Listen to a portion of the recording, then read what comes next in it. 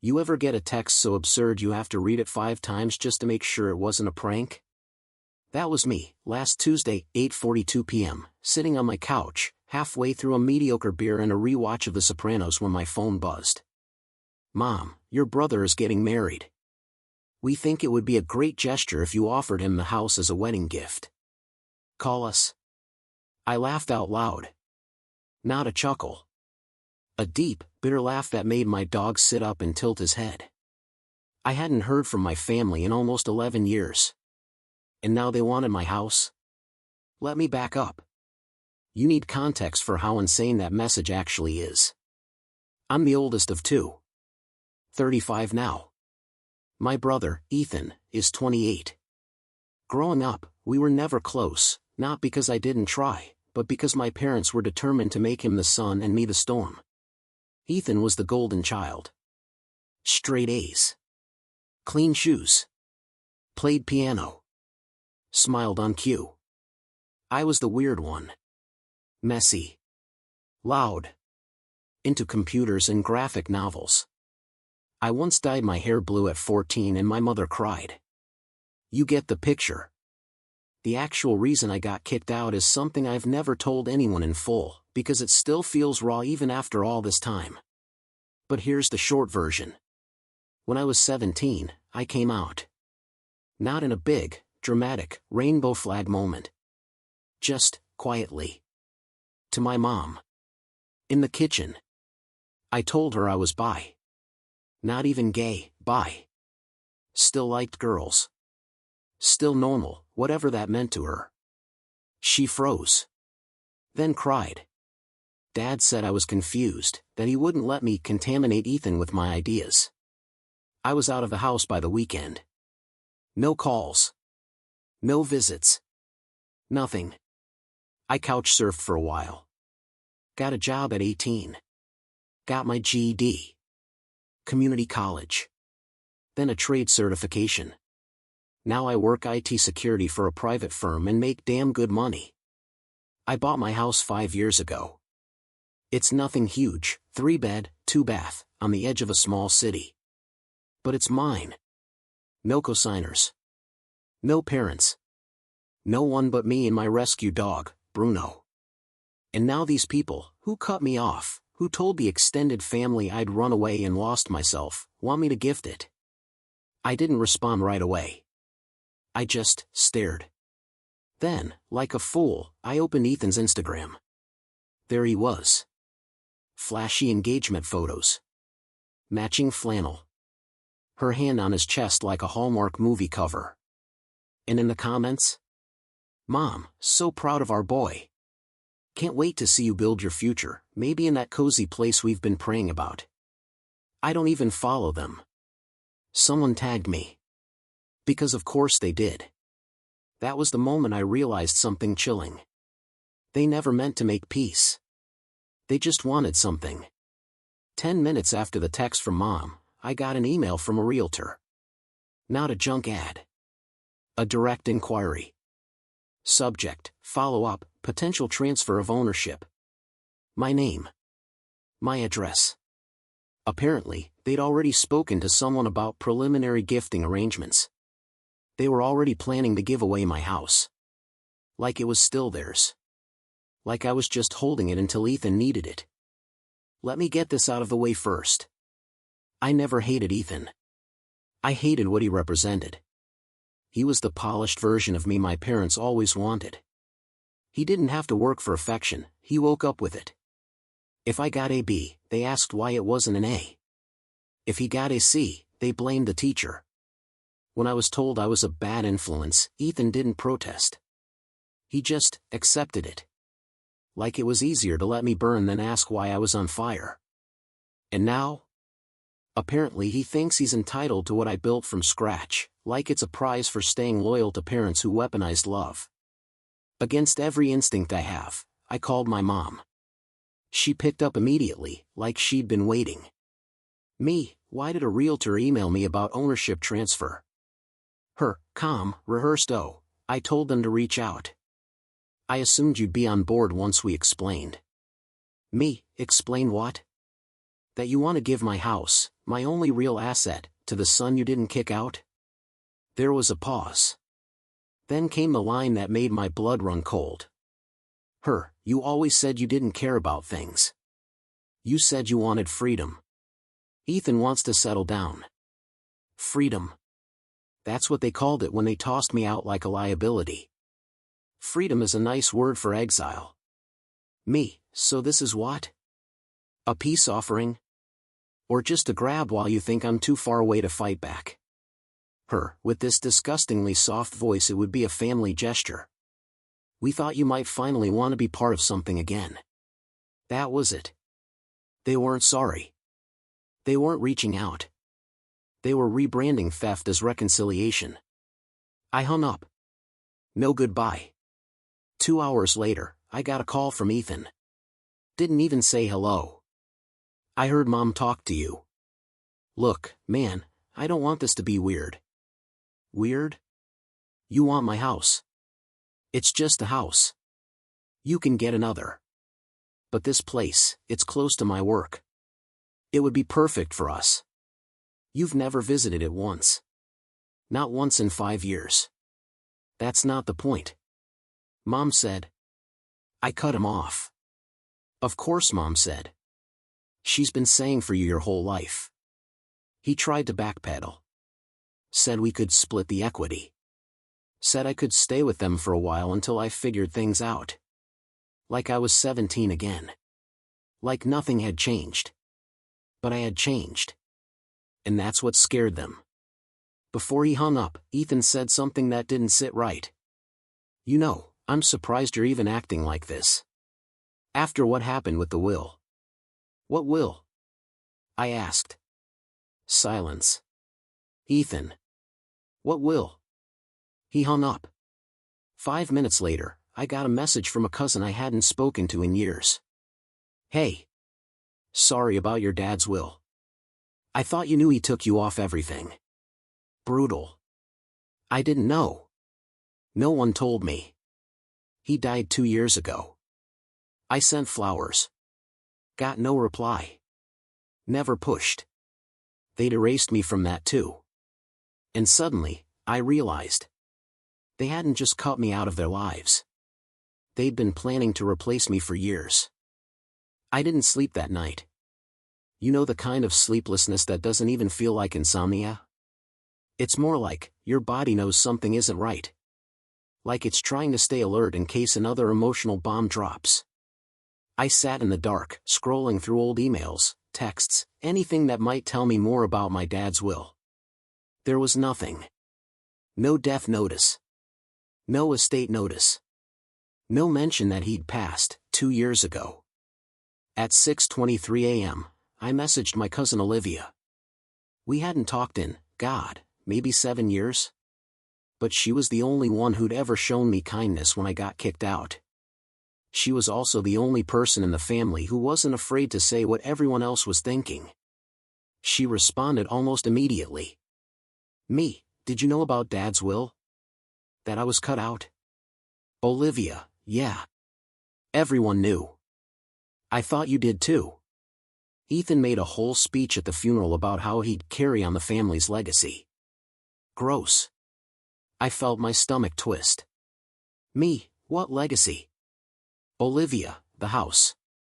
The accounts. The business. All went to Ethan. Your dad said he couldn't trust you not to embarrass the family. And there it was. It wasn't just about the house. It never had been. It was about rewriting the family narrative, one where I was never part of the plan.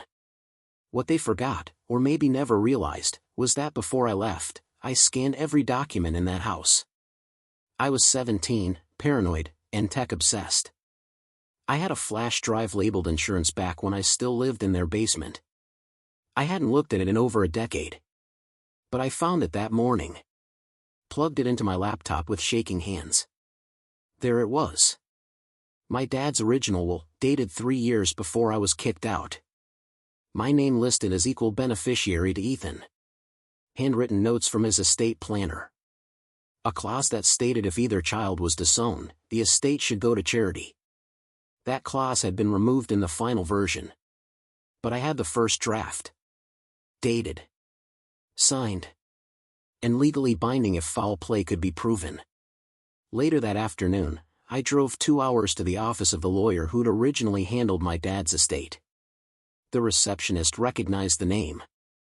Told me Mr. Danner had retired, but that all case files were archived. With some convincing and proof of identity, she agreed to let me review the logs. Tucked inside was a note, dated 6 weeks before the updated will was signed. It read, "Client requested clause changes due to moral disappointment and elder son. No written documentation provided. Was visibly upset. Brought younger son for support. Younger son. Ethan. He was there. He helped change it. He stood beside our father while I was erased. There's a difference between being forgotten and being erased. One is passive. The other is intentional. I spent years telling myself my family just didn't understand me. That maybe I made it easy to push me out. That it was too awkward, too complicated, too uncomfortable to keep me in their lives after I came out and left. But that wasn't it. They hadn't forgotten me. They had removed me, piece by piece, until there was no trace. The following weekend, Olivia called me. "You're going to want to hear this," she said. Apparently, Ethan and my parents had invited several extended family members over for a celebratory dinner to announce the upcoming wedding and float the idea that I'd graciously agreed to hand over the house. Olivia didn't play along. "He didn't agree to anything," she told the table. "And you didn't even tell him your dad died, let alone that he was removed from the will." The room went quiet. Then my mom, with her fake wounded voice, apparently said, "We didn't want to hurt him. He's so sensitive."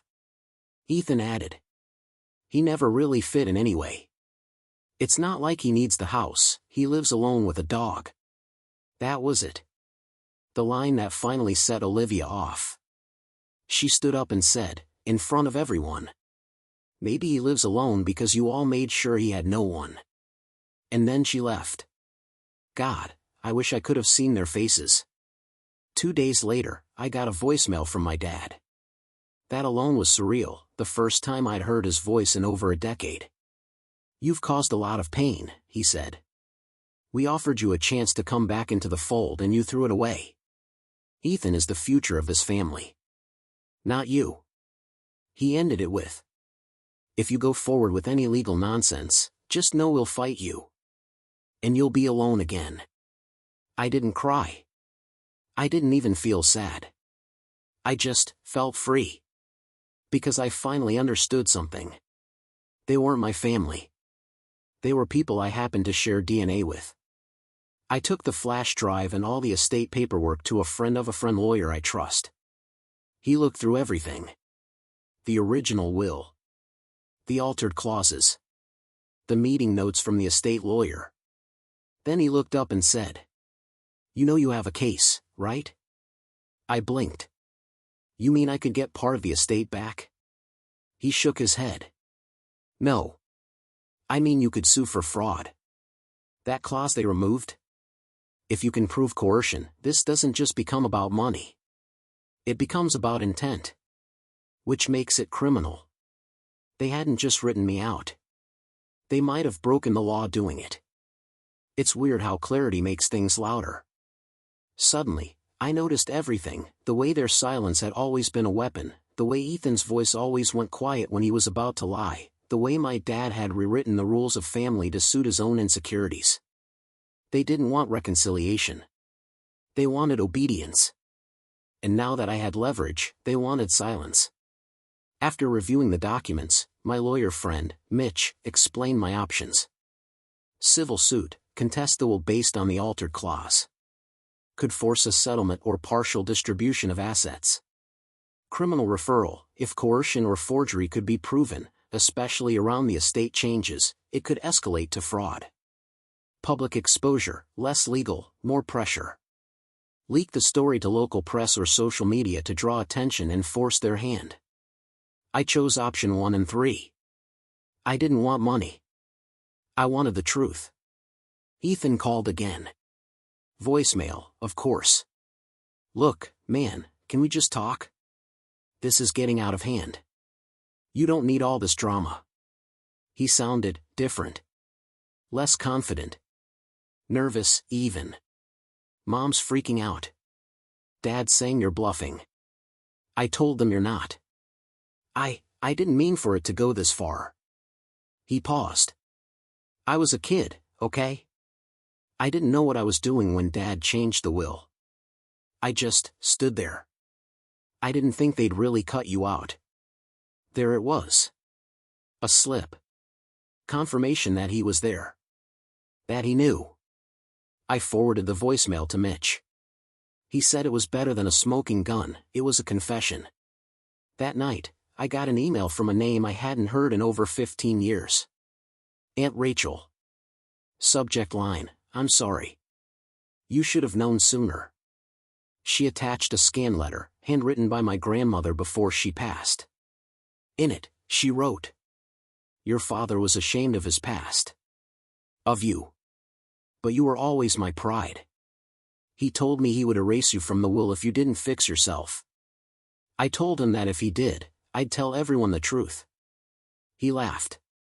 Said no one would believe me. I hope one day, someone does. Love, Gran. Rachel wrote in the email. I didn't have the guts to come forward then. But I do now. Whatever you need, I'll testify. The next morning, I got a notification. A withdrawal had been attempted on a dormant joint account I hadn't touched in years. An account I opened when I was 16, with Ethan as a co-signer, back when we still talked. Apparently, he thought I forgot about it. He tried to drain it. $8,421.27. Not a fortune. But enough to prove intent. Mitch smiled when I showed him. You're not just going to win this, he said. You're going to bury them. The lawsuit was filed on a Tuesday. By Thursday, I had 3 voicemails, 2 texts from blocked numbers, and a knock at my door from a process server who accidentally brought me my own copy of the complaint. That was when it became real. Not just emotionally real. Legally real. They were going to have to answer for everything, the altered will, the coercion, the threats, the slander. For cutting me out, and trying to pretend I never existed. And thanks to Ethan's voicemail and the bank fraud, Mitch now had leverage for a civil case and a criminal referral. We'd finally found the magic word for people like them. Consequences. 3 days later, Ethan showed up on my porch. It was 10 a.m. I'd just walked Bruno. He looked like hell, like someone had finally stopped holding his hand through life.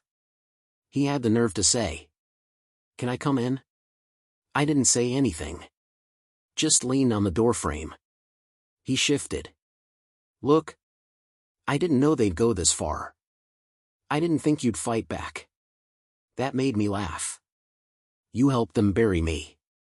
You were there when they pulled the trigger. What did you think I'd do? He looked down. Then, and I swear this is true, he started crying. They told me you were dangerous. That you were broken. I was just a kid, man. I wanted to believe him. I really did. But when someone helps erase you, their regret doesn't restore your place in the picture. If you're here to help, great. Give a deposition. Admit what you did. Put your name on it. I can't, he said. Then you can leave. The day before our first hearing, my mom called. For once, she didn't sound angry. She sounded tired. Fragile, almost. You're doing this to destroy us, she said. No, I said. I'm doing this to remember that I existed. That I mattered. Silence. We raised you. You owe us. You raised someone. Then you kicked him out when he didn't fit your fantasy. I took a deep breath. You don't get to erase me and then claim the parts you like. Then I hung up. At the hearing, something unexpected happened. The judge, a silver-haired woman with no patience for theatrics, looked at our file, the audio clips, the bank records, and the witness statements. She looked at me and said, "Why did you wait this long?" I hesitated. Then I said the truth. Because I spent half my life thinking I deserved it. And the other half thinking no one would believe me. She nodded. No smile. Just a pause. Then she said, "We believe you now." The court didn't just agree to freeze the estate and revisit the will. They opened a formal inquiry into possible probate fraud. And Ethan? He offered a written confession, in exchange for immunity. He flipped on our parents. Just like that. The golden child snapped his halo in half to save himself. They thought they were taking a house. What they didn't realize was, it was never about the house. It was about the only thing I had that couldn't be taken from me, my own damn story. Ethan's written confession hit harder than I expected. Not just because it proved everything we claimed, that he was present when the will was changed, that my parents specifically told the lawyer I was being disowned for moral failure, that they'd planned since I was 17 to write me out of the family entirely. But because he knew the whole time. And still smiled in family photos. Still posted cringy engagement pics. Still had the nerve to ask for my house. He handed over texts, emails, even a calendar reminder he found on my dad's phone from years ago titled, "Review Estate, Remove Liability." I was the liability. The judge ordered a full review of the estate distribution. A fraud investigation into the signature changes. A freeze on any property title transfers, including my house. And best of all? The court restored the original estate allocation, the one from before I was erased. My dad lawyered up, hard. Tried to argue family dynamics and emotional discretion.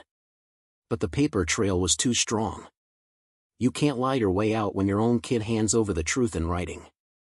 My mother didn't even show up to the last hearing. Ethan's fiancée left him. I don't take joy in that. But I do take peace in knowing that manipulation doesn't always win.